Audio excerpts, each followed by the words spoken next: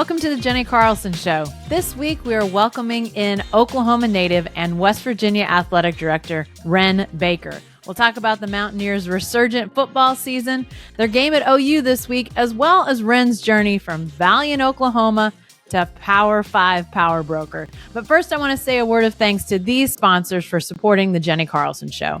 Oklahoma Ford Dealers, Laser Light Skin Clinic, MidFirst Bank, the National Cowboy and Western Heritage Museum, FireLakeJobs.com, Next Generation Roofing. And remember, drive into your best in Oklahoma Ford dealers today for the best deals on Ford's full lineup of trucks and SUVs. Ford is the best in Oklahoma. Well, it has been almost a year since Wren Baker was named the athletic director at West Virginia, and his Mountaineers come to Norman for a Saturday night game, and that means Wren is coming home. He's a born and bred Oklahoman, and I'm so glad he's taken some time out of his busy schedule to join us today. Wren, is it a bit of a homecoming week for you?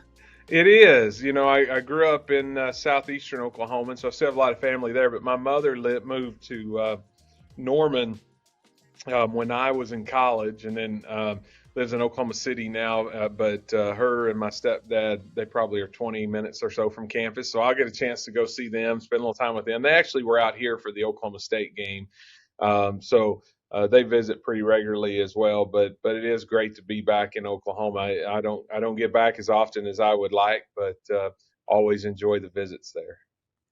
Yeah, and unfortunately with Oklahoma leaving the Big 12, which we'll talk about the Big 12 here in a minute, but those trips to Oklahoma won't be quite as consistent, but you'll have some games at Oklahoma State on occasion.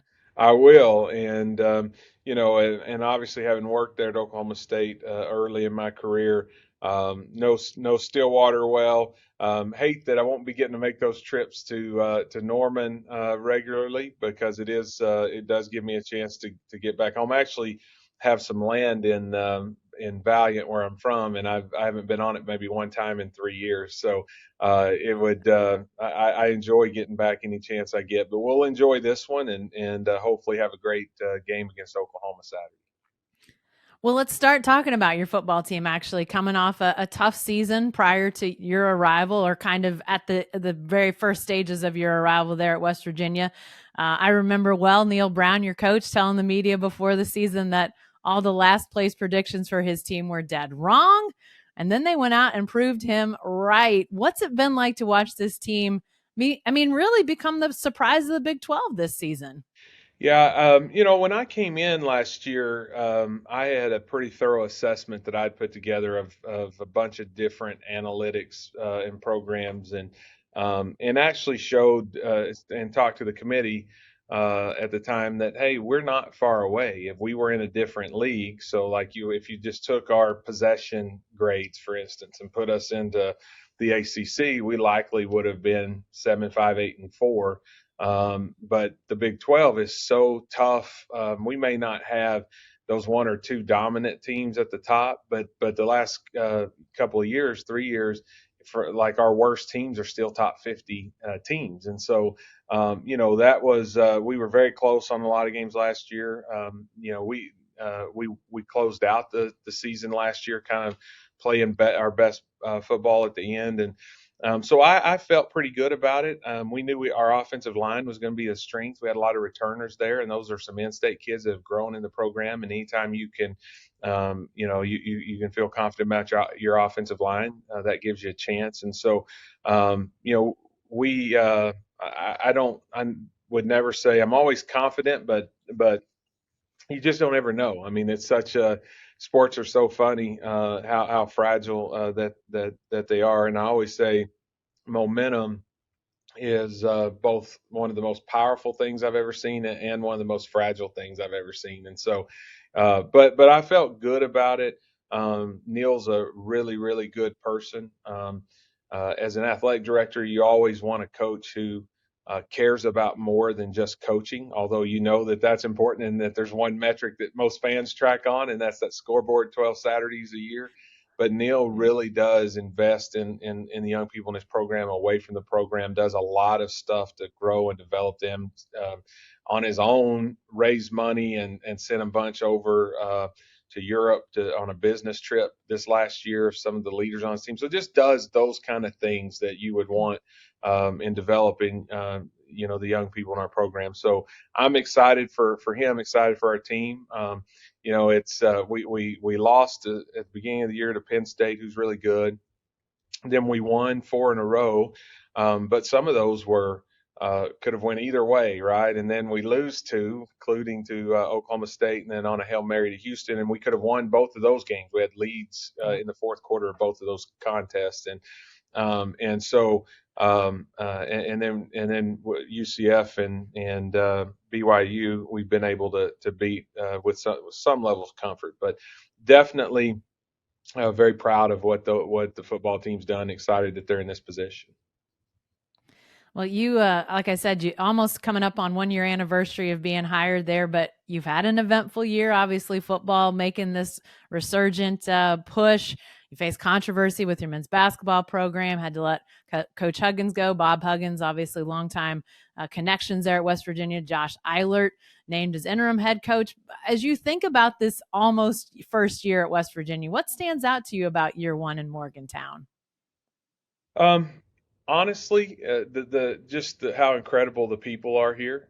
So when I took the job, listen, these jobs are all hard, and you're going to have periods of time where it just feels like everything that can go wrong does go wrong, and you have to battle through things. I mean, you look at both Michigan State, what both those institutions have been through, and sometimes you just got to be prepared for that.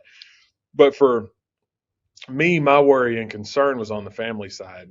Heather's from Boca Chico, Oklahoma there, and my girls, basically the only place they remember is North Texas and the Denton area. So we were within 3 hours of all of our family, and so I was really concerned about what the move would be like for them.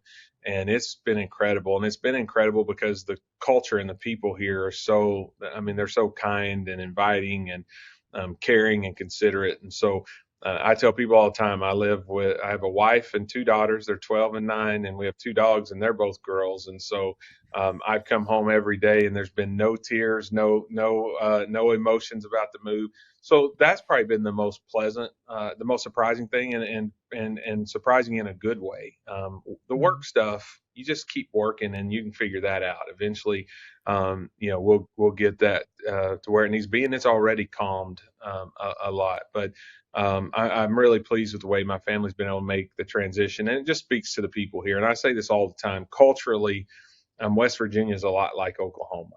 Similar value systems, similar way of treating people, and so we've just fit here very well. And that's always a worry when you're moving outside of your geographic comfort. But it's been a great transition.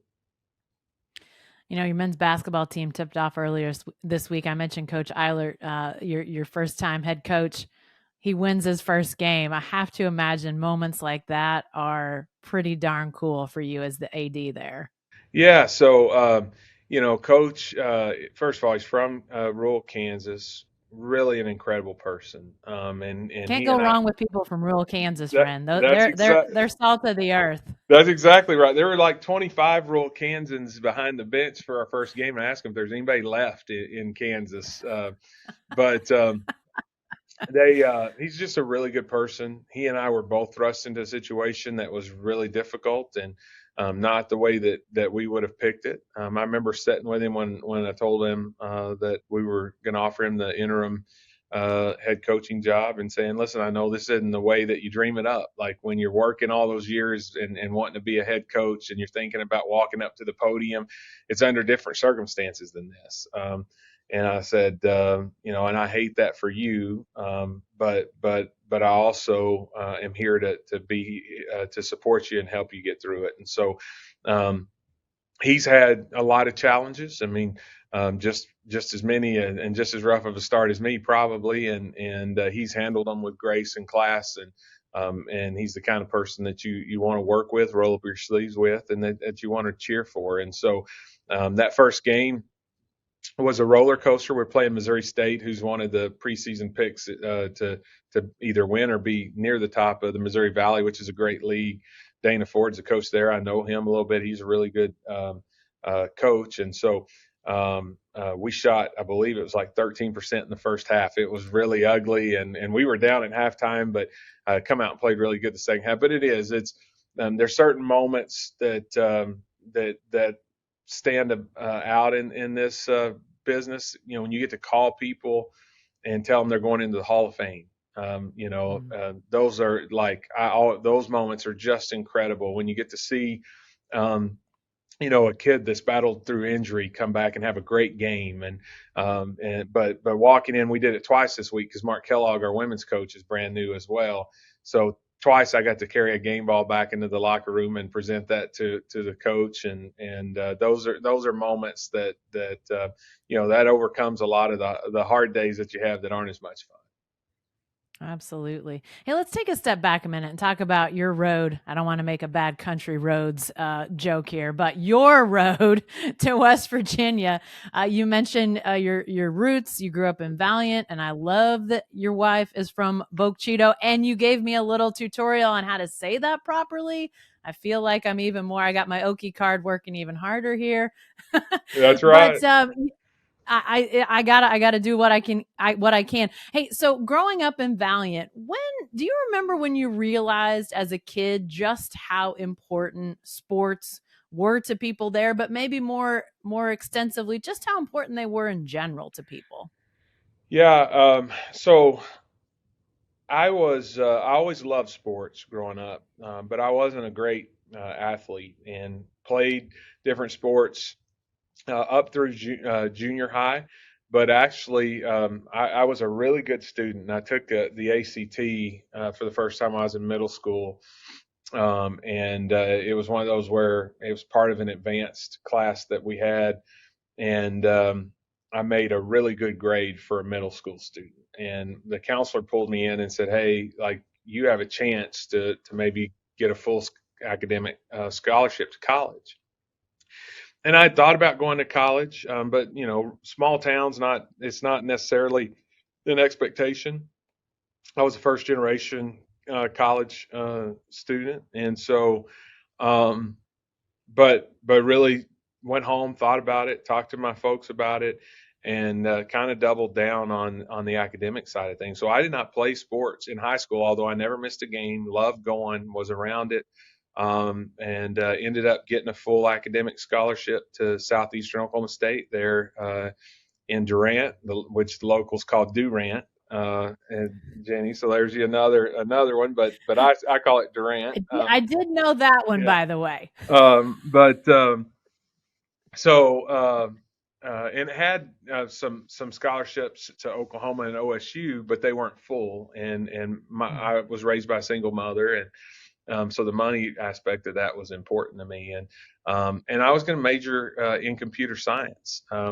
That was, I grew up in the '90s, so Y2K was the talk that it was going to end the world, and so and for me, I wanted to get a job that gave me a different quality of life than what a lot of people where I grew up had, and so I was in the honors program at Southeastern, and one of the responsibilities you have to keep your scholarship is you get paired with a faculty member and you conduct interviews of high school kids who are trying to be in the next year's class. And I'll never forget this as long as I live. This faculty member asked this young lady what she was going to major in, what she wanted to do. And she started talking about how passionate she was about teaching, and she'd love to be a teacher, but that teachers don't make enough money, and so she was going to major. I think it was finance or something. And this professor, like some professors do, kind of lit into her about following your passion and finding your purpose, and we need people like you in education. I have no idea what that did for her. She probably went to school somewhere else.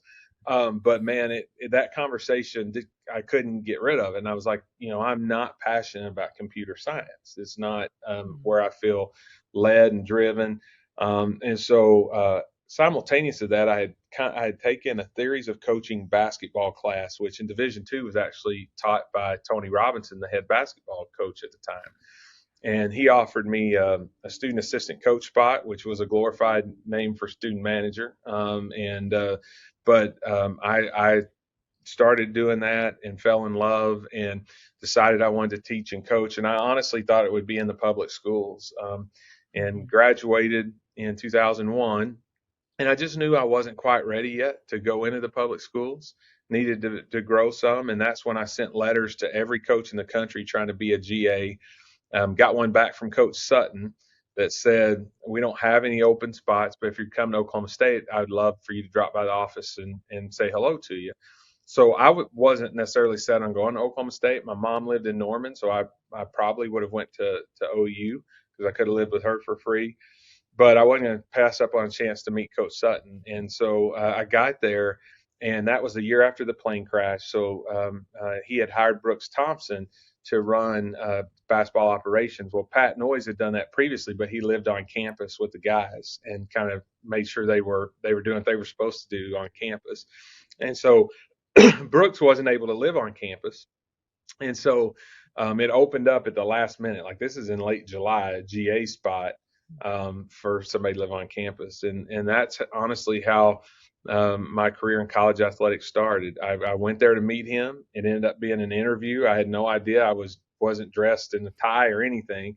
And if you know Coach Sutton, he ate popcorn nonstop. So I just remember him walking out of his office with popcorn and say, "Give me a few minutes." I think I interviewed twice, and then they offered me the job, and the rest is kind of history. I think I'm a person of faith, so I think I was led to this career path. There was a couple of times. I mean, there was even another time when I left Oklahoma State where I thought I was leaving college athletics. I went into the public schools and went back home and was a principal and athletic director in my hometown. And I thought I left college athletics behind, and then got a chance to go to Rogers State and start that program. So I think, I'm where God wanted me to be. Certainly have loved what I'm doing. It's been a blessed path with a lot of wonderful people along the way that's helped me. But it was not something where I just always knew this is what I wanted to do. It really was something where I just was trying to find something that I was passionate about, and that's where I was led. The fact that you were drawn back into college athletics, Wren, I mean, like you said, you go back to Valiant. I have to think that had to be somewhat cool, I would think, sort of going back home. But what ultimately made college athletics the right move for you? Well, it wasn't that I wanted to leave college athletics when I left Oklahoma State, but I was a GA there from 01 to 03. And I remember when 03 ended, I had a job interview down in Texas, and I went in to tell Coach I'm going to go interview for this job. He goes, "Why would you do that?" And I said, "Well, I like Coach, my GA ship's over." And so he put together. It was kind of part-time, full-time. He paid me some money out of camp, paid me some part-time money from OSU, bought me a health insurance policy, and put together a job for me. And it was a good job for a young single guy. But then Heather and I ended up getting engaged and getting married. And so I needed to find something that was a little better. And I was also worried about just the hours and the schedule that we had to keep, and how that would work on a marriage. And so my student council advisor had become the superintendent at Valiant, and Debbie Golden, and we had always been very close. And so she was really the instrumental in me coming back. She called me 4 or 5 times and just said, our town needs you. You're somebody who our kids will look up to, and you'll be a role model.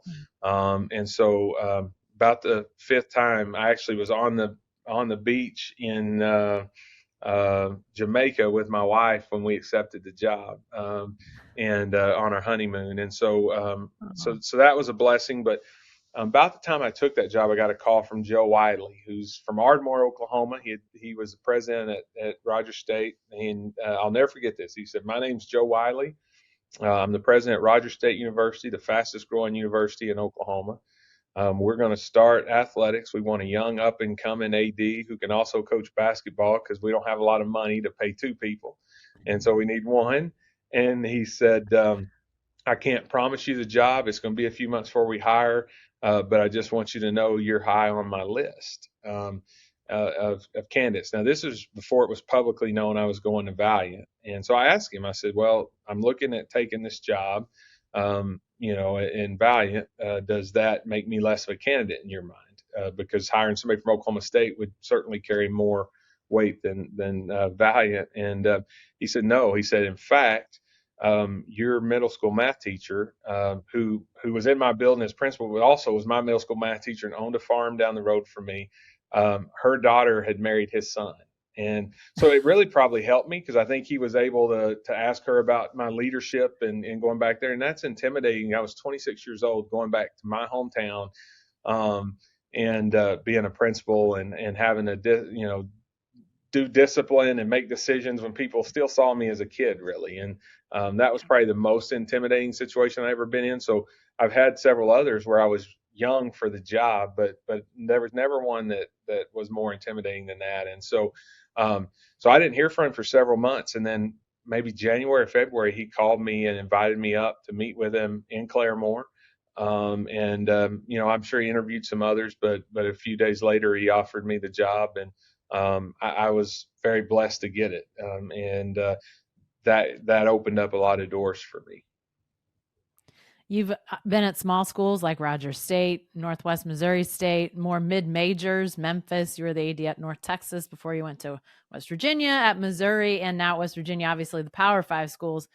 What's the biggest difference? I mean, obviously the budgets look a whole lot different, but is that the biggest thing that, from your perspective, that changes as you've changed from the small schools, mid-majors, Power 5? Yeah, every job is a little different, but I think by and large, it's scope and scale.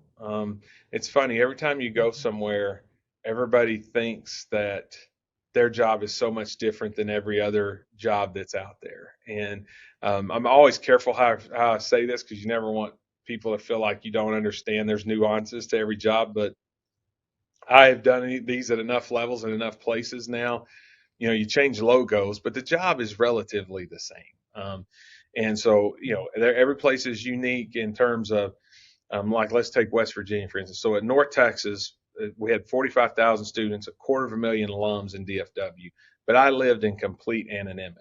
No one stopped me to go anywhere. No one. In West Virginia, there's 1.8 million people. I bet you 1.2 million people recognize my picture, and so, like, you don't go anywhere with anonymity ever. And that's something that's unique about this job, that's different than that one. But there's a lot that's the same, and so you realize that, and time changed. So the responsibilities of this job has changed as college athletics grows and develops and shifts due to legal issues and other issues. But I think my path really helped me because I was able to scale things up. I tell people all the time I know a little bit about game management because at Rogers State, Northwest Missouri State, I was game management.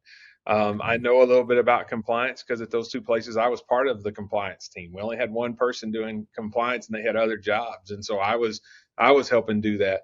And so as you grow it up, you understand how all the pieces fit, and you're able to be a better leader. Whereas sometimes somebody's only role has been in marketing in Power 5 or fundraising Power 5. That's their only experience. And so they don't really understand how all the pieces fit together. But when you're at a Division II, you understand academic support because you're having to do some of that, and you understand strength and conditioning because you're having to do some of that. And so I think that path, looking back, was very, very helpful to me because I have a really clear vision of how I want the pieces to fit together. And it's just about, kind of right sizing those to what your resource allocation is. Yeah. Lastly, before we go, I wanted to ask you a little bit about the Big 12, Wren. You come back to the Big 12 at a time of great turmoil, 4 new teams in this year, 4 new teams in next year, while OU and Texas are on the way out. But obviously, what have you learned about the state of the Big 12 as you've entered back into the conference? I've been really impressed with just how our group is very much on the same page. When you follow the Big 12 for a long time, you know that hasn't been that way most of the time. I was at North Texas when OU and Texas announced they were leaving, and it looked like the league may very well collapse. So to go from that to being able to take the four corner schools like we did a few months ago in expansion is really an incredible story, and I think the league is poised to excel. I think it's wide open now when you look at the institutions. From a budget perspective, from a historical perspective, from a tradition perspective, it's a lot of very even institutions. So I think there's going to be some great competition. The basketball in the league is best in the country. It's incredible. I think the football in the league is as competitive as any conference, top to bottom, and the Olympic sports are all doing very well. And so I think we're poised to in this new world to be positioned to be a leader. I view us right now as the third most stable conference, and probably clearly positioned as the third power conference there amongst the power leagues. And so, I think that's very, very good for the institutions, very good for the Big 12, and we're excited about it. Even though we're a geographic outlier, we're a cultural fit. You go to Stillwater or Manhattan or Lubbock, and that Morgantown feels a lot like that. When we brought the four corner schools in. And it got blown up to be more than it was. But the Arizona State AD made a comment about not wanting to come to Morgantown, and the way that the other members they took almost more offense to that than I did, and so he and I have since made amends, and he's excited to come to Morgantown. But like I do think the schools that have come here from the traditional Big 12 schools, the historical schools really have embraced us and see us as a one of them. And so I think it's a great fit for us, and I think the league's in a really, really good place. You said geographic outlier. I think that term has taken on new meaning in today's college athletics world. Far flung has a whole different look to it nowadays. That's going to present some interesting challenges, I think, moving forward. And you guys might be positioned as well as any to explain to people just how challenging that can be. Is that one thing out of this whole thing that people may not realize at this point? I harp on it all the time. When you have to cross time zones to play, that's really hard on people, and particularly if you're east going west. And now, we have four institutions where we cross two time zones. And so, you play a 7 p.m. game out in one of the conference schools out west. Let's say you're Arizona State. We're not going to get home until 5 or 6 in the morning, and that just kind of wrecks you, for multiple days. And so, like in 25, we're scheduled to go out west twice. I believe it's Arizona State and BYU, if I'm remembering correctly. Now, fortunately, there's two buys in the system that year, and so the league has assured us they'll use those to make sure we're getting adequate rest. But those are things that are really tough. And right now we're talking about football, but they charter everywhere. They have a plane waiting for them. And you talk about most of our Olympic sports are commercial, and we fly out of Pittsburgh, which is a little over an hour away, and usually they're going to have to connect somewhere. There's a few directs, but not a lot. And so I'm a big believer that as these conferences grow in size, we have to think differently. And so the old round robin, everybody plays everybody, and in some sports twice. We've got to leave that behind. We need to do more geographic scheduling, and then we can use the different rating systems to seed conference tournaments. But so I think it's something we have to be mindful of, because the student athlete experience could get worse for some of our sports, and it doesn't have to if we're intentional. And so I beat that drum pretty hard because we live it more. It's always interesting. We'll have a team that'll fly out here, and I'll be talking to the AD, and they'll make a comment about how tough the travel was, and I'm like, we do it every road trip, And so now at least we have. So we played UCF earlier this season. It was the first time since I believe we had played Miami in the Big East. We had played a conference game in football in our time zone, on the road. And so, that's a challenge for us. And so, as we went through expansion, I was for taking the four corner schools because I thought that was in the best interest of the Big 12, and we're members of the Big 12. We need the league to be healthy and viable. But I was consistent in saying, we need to talk about scheduling, when we get there. We don't have to do it right now, but we need to figure that out. So it's a good question that you point out. It's definitely something, not just our league, every league other than the SEC now is geographically spread. And so I think it's conversations we got to have to try and make sure that we don't diminish the student athlete experience, especially for our Olympic sports. Yeah. Well, hey, Wren, this has been a great conversation today. Thanks so much for joining me. I really hope we can do it again sometime. No, it's always a pleasure. I'm a big fan, and I knew a little bit in advance because Barry had mentioned to me that he had this new thing maybe was going to happen, but I'm so excited for you and Barry and everybody there. I think you guys are doing a great job, and I'm enjoying seeing your content. Well, thanks for that. And thanks again for joining us. And thanks to everybody else who's come to watch the Jenni Carlson Show this week. If this was your first time hearing or watching, be sure to subscribe on YouTube or your favorite podcast app. And if you like what you hear, please leave a review. And remember, you can find all my work at selloutcrowd.com. Thanks again, and we'll see you next time.